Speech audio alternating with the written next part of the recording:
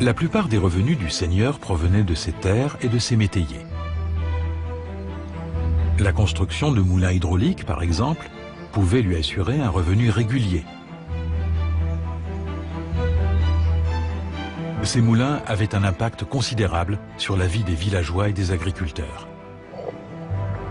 Moudre le grain à la main était un travail très fastidieux. Il fallait le faire 2 heures par jour pour approvisionner le château en pain. Mais à lui tout seul, un moulin peut faire le travail de 40 personnes. Selon le Domesday Book, commandé par Guillaume le Conquérant, il y avait en Angleterre, dès l'an 1080, plus de 5500 moulins hydrauliques. On sait peu de choses sur les moulins de cette époque. L'un des projets les plus ambitieux de cette année à Guédelon est la construction d'un moulin hydraulique dans les règles de l'art du XIIe siècle. L'équipe du château et les archéologues ont basé leurs plans sur les restes d'un ancien moulin découvert en 2008 en France, dans le Jura.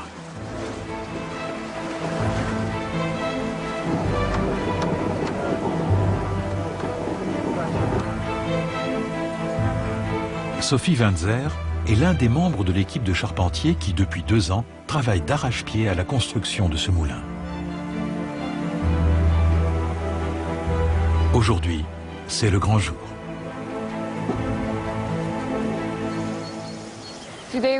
Aujourd'hui, on va essayer de faire de la farine avec notre moulin hydraulique. On va ouvrir cette vanne, l'eau va couler et, espérons-le, la roue tournera et la meule moudra le grain. Donc c'est l'occasion de le voir fonctionner et d'enrichir, enfin de valider les connaissances archéologiques. Tout à fait. C'est de l'archéologie expérimentale. C'est pour ça qu'on a essayé plusieurs fois. À chaque fois, on a dû changer des pièces et procéder à des modifications.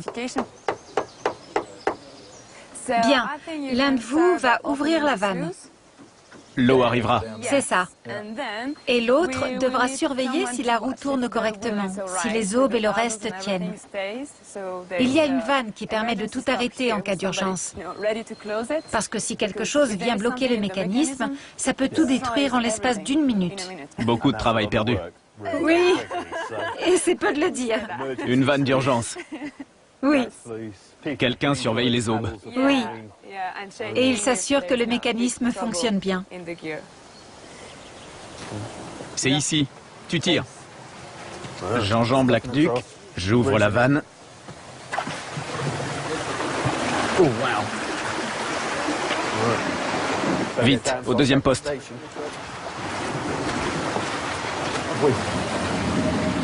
Mais il y a un problème. La roue du moulin ne tourne pas aussi vite qu'elle le devrait. Pousse-la un peu. Ça veut dire qu'on manque de pression? Ah, je vois. Le grain ne sort pas. Ça ne tourne pas bien.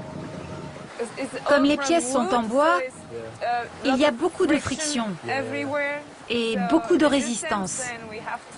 Il faut qu'on trouve une solution. On entend le bois chanter. Oui. Ouais. Et aussi, la pierre a besoin de s'user un peu. Oui. Ce sera plus fluide. Toutes les pièces sont trop neuves. Elles manquent de patine. Ouais. C'est de l'archéologie expérimentale. Ça consiste à essayer de voir comment ça fonctionnait exactement. C'est facile en théorie d'imaginer comment l'eau peut faire tourner un moulin.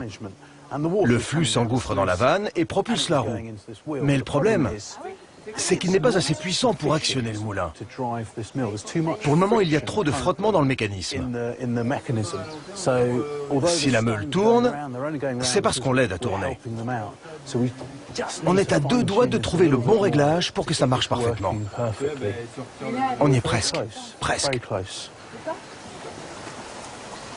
Si ce problème n'est pas résolu, 2 années d'études approfondies et de travail méticuleux seront vouées à l'échec.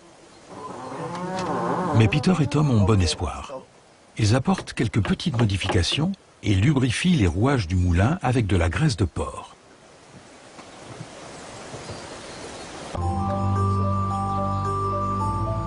Des charpentiers, des tailleurs de pierre et des archéologues ont passé des semaines à modifier les rouages et les canalisations du moulin hydraulique. Peter et Tom vont à nouveau tenter de moudre leur sac de grains. On va commencer par la roue. Philippe Delage suit ce projet depuis le début. On va la faire tourner. Il les aide pour ce deuxième essai. J'entends la meule chanter.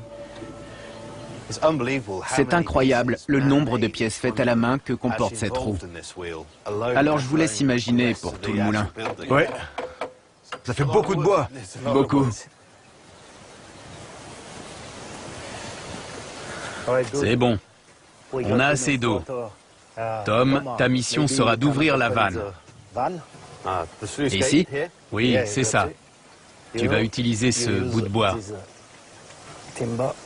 On fait levier. C'est parti. Et après,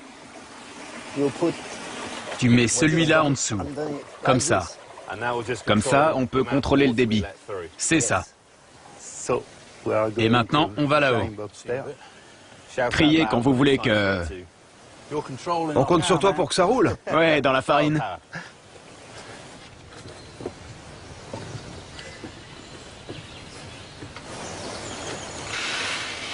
Remplis-le bien.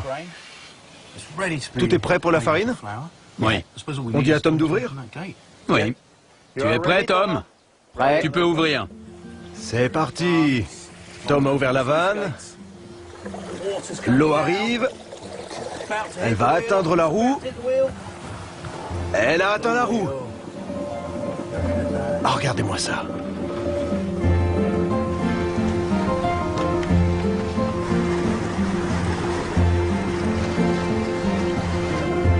Avec ses aubes, la roue du moulin mesure 2,40 m de diamètre.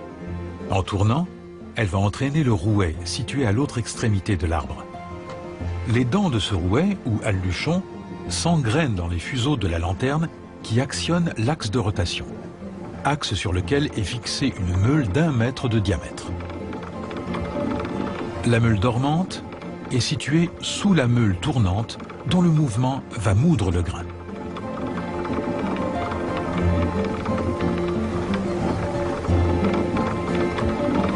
L'eau fait tourner la roue et la meule s'active. Le moulin fonctionne enfin comme prévu, recréant ainsi une petite merveille de technique médiévale. Je me rends compte à quel point tout cela doit être précis. Si ce n'est pas réglé au millimètre près, les pièces se détériorent. Peter, qu'est-ce que ça donne? Est-ce qu'on a de la farine?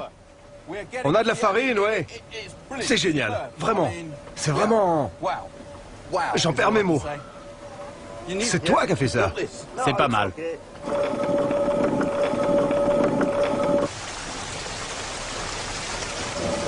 J'en reviens pas. La dénivellation est si faible.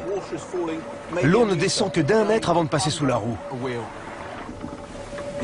Et ça suffit à actionner une meule de 200 kg et à moudre notre grain en farine.